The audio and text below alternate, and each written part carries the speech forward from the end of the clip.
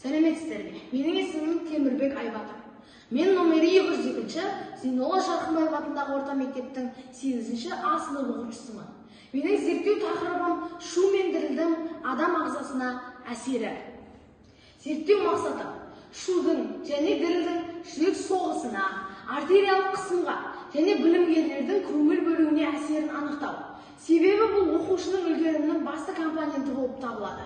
Зерттеу міндеттерім: біріншіден, шудың, дірілдің қайнар көздерін анықтау. Екіншіден, адам ағзасындағы шудың және дірілдің әсерін зерттеу. Үшіншіден, адам ағзасындағы транспорттық шудың, дірілдің әсерін зерттеу. Төртіншіден, халық денсаулығына қалалық көшедегі шудың, дірілдің ықпал жасауына талдау жүргізу. Осы зерттеу нәтижесінде мен көптеген тәжірибелер жүргізе бастадым. Тәжірибелер, сұхбаттар, сауалнамалар. Ең бірінші тәжірибемді мен өзімнің ініме жүргіздім. Одан кейін мен мектеп оқушыларына сауалнама жүргізе бастадым. Сауалнама нәтижесінде көптеген мектеп оқушылары дәліздегі шуға ондай қатты мән бере қоймайды екен. Кейін мен мұғалімдерге сауалнама жүргізе бастадым. Кейіннен мен өзімнің сыныптастарым арқылы мектеп мейірбикесімен бірге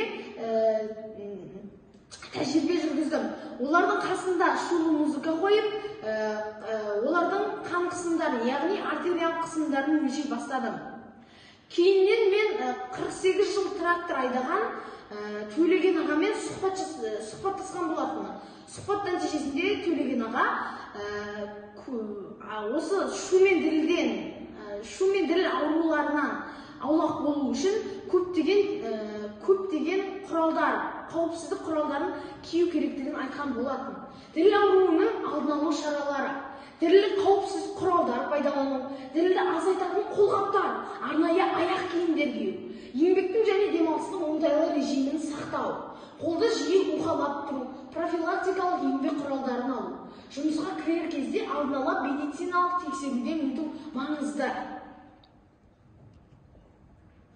Ұсыныс: мектеп оқушыларына шу мен дірілдің адам ағзасына әсері жөнінде жылына 2 рет семинар, дәрігерлермен кездесу өткізілсе, магазинде телефон, құлаққапты сатқан кезде оның зияндылығы жөнінде қолдану ережесі жазылған нұсқаулықтар бірге берілсе, шумен күресу үшін шулы жерде орналасқан өндіріс орындары мен аурухана, оқу орындары, тұрғын үйлер жанында көгалдандыру жұмысы жандандырылса,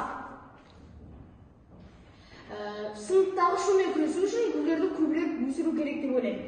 Діріл ауруына ағаш кесушілер, бұрғылаушылар, трактористер, паровоз машинистер көбірек ұшырайтынын өзімізде білеміз.